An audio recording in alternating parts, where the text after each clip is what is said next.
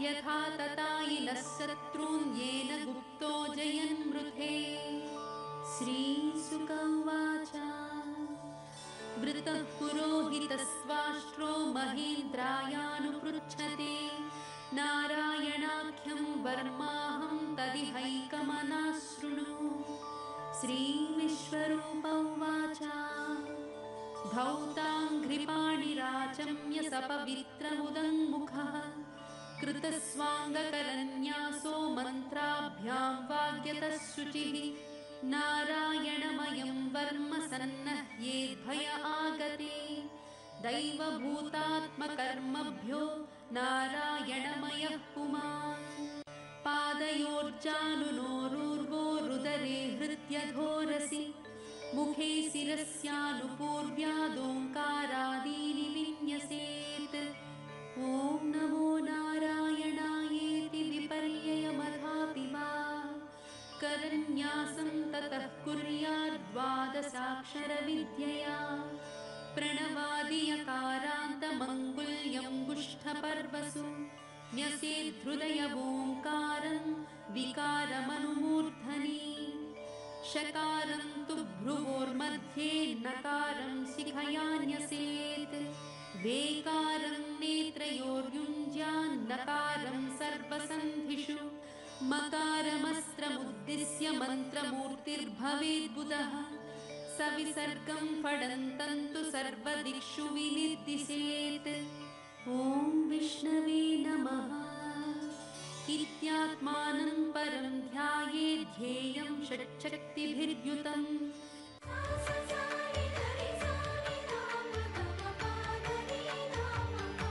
వైశాఖ బహుళ ఏకాదశి విశిష్టత ఏమిటి? మనం గత కొంతకాలంగా ప్రతి ఏకాదశికి ఆ ఏకాదశికి ఉండేటువంటి విశిష్టత ఏమిటి అనేటువంటి విషయాలు మనం చెప్పుకుంటూ ఉన్నాం. అదేవిధంగా మనకు రేపు ఏకాదశి, వైశాఖ బహుళ ఏకాదశి. ఈ ఏకాదశికి ఉండేటువంటి విశిష్టత ఏమిటి?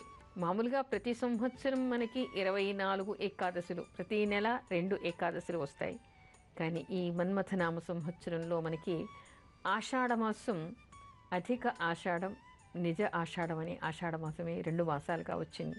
అంటే తెలుగు మాసాల్ని అనుసరించి 13 మాసాలు ఈసారి ఈ సంవత్సరంలో మనకి ఉన్నాయి. అందుకని ఏకాదశులు కూడా 24 కాకుండా 26 ఏకాదశులు వస్తాయి మనకి ఈ సంవత్సరంలో. అయితే వైశాఖ మాసంలో వచ్చేటువంటి బహుళ ఏకాదశికి ఉండేటువంటి విశిష్టత చూస్తే మనకి ఆశ్చర్యం వేస్తుంది. అసలు ఏకాదశి వ్రతమే అంటేనే దీనికి వ్రతరాజము అని పేరు. అంటే అన్ని వ్రతాల్లోకి కూడా మహిమాన్వితమైనటువంటిది, విశిష్టమైనటువంటిది అని చెప్తూ ఉంటారు. అందుకే దీన్ని వ్రతరాజము అంటూ ఉంటారు. అయితే దీనికి ఉండేటువంటి ఫలితం ఏమిటి? దీని ఫలితం ఏమిటంటే ఈ ఒక్క ఏకాదశి రోజు నియమనిష్టలతో ఉపవసించి నారాయణమూర్తిని అర్చించటం వలన మొత్తంగా మనకి భూమండలంలో ఉండేటువంటి అనేక తీర్థాల్లో స్నానం చేసి పుణ్యక్షేత్రాల్ని దర్శించినటువంటి ఫలితము, అసలు మనకి పురాణాల్లో ఎన్ని రకాల దానాలు చెప్పబడి ఉన్నాయో అన్ని దానాలు చేస్తే ఎలాంటి ఫలితం వస్తుందో ఈ ఒక్క ఏకాదశి వ్రతాన్ని నియమనిష్టలతో చేస్తే సకల దానాలు చేసినటువంటి పుణ్యం వస్తుంది. ఎంత అద్భుతంగా ఉంది! సూక్ష్మంలో మోక్షం మనకి పురాణాల్లో కనిపిస్తూ ఉంటుంది. ఎలాంటి పాతకాలు చేసినా కూడా ఈ వ్రతం చేయటం వలన, ఈ దానం చేయటం వలన పాపరహితుడు అవుతాడు, నేను రక్షిస్తాను అని చెప్పినట్టుగా శివపురాణంలోనూ, విష్ణు పురాణంలోనూ, దేవి పురాణంలోనూ మనకి అనేక పురాణాల్లో కనిపిస్తూ ఉంటుంది. ఏమిటి?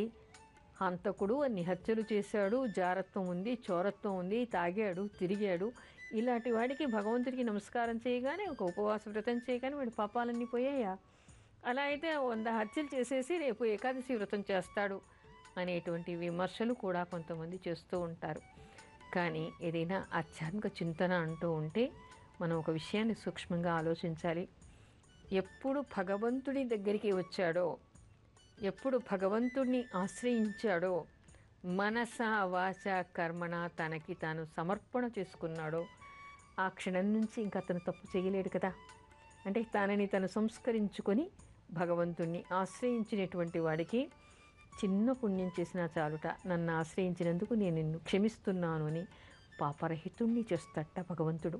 అయితే ఇక్కడ ఒక విషయం గమనించాలి. అసలు పుణ్యక్షేత్రాన్ని దర్శించటం వలన, అంటే తీర్థయాత్రలు చేయటం వలన, అనేక తీర్థాల్లో నదుల్లో స్నానం చేయటం వలన ఎలాంటి ఫలితం వస్తుంది చెప్తే మనకి ఆశ్చర్యం వేస్తుంది. పురాణాల్లో మనకి ఒక సంఘటన కనపడుతుంది. ఒకసారి ఇంద్రుడికి ఏదో ఒక దోషం, బ్రహ్మహత్యా దోషం వచ్చిందిట. ఎవరినో హతమార్చడం వలన, యుద్ధంలో ఎవరినో చంపటం వలన ఆయనకి బ్రహ్మహత్యా పాతకం వచ్చిందిట. ఆ బ్రహ్మహత్యా పాతకం వచ్చిన తర్వాత ఆయన ఇంద్రపీఠం మీద కూర్చోవడానికి వీల్లేదు. అందుకని పాప పరిహారంగా ఏం చెయ్యాలి అంటే దేవగురు అయినటువంటి బృహస్పతి చెప్పేట, భూలోకానికి వెళ్ళు, భూలోకంలో 1 సంవత్సర కాలం అనేక తీర్థయాత్రలు చెయ్యి, అక్కడ ఉండేటువంటి తీర్థాల్లో స్నానం చేసి ఆ క్షేత్రాల్లో భగవంతుని దర్శించటం వలన నీకు ఈ బ్రహ్మహత్యా పాతకం పోతుంది అని చెప్పారట. అప్పుడు ఇంద్రుడు భూలోకానికి వచ్చి 1 సంవత్సర కాలం మొత్తం భారతదేశంలో ఉండేటువంటి తీర్థయాత్రలన్నీ చేసి, అనేక నదుల్లో స్నానం చేసి, ఆ క్షేత్రాల్లో ఉండేటువంటి దేవతలకి అర్చనలు చేసేట. అలా చేయటం వల్ల ఆయనకి బ్రహ్మహత్యా పాతకం పోయిందిట. అంతేకాకుండా మనకి భారతంలో కూడా ఒక కథ కనిపిస్తుంది. ఒకసారి ధర్మరాజు, ద్రౌపది ఉన్నటువంటి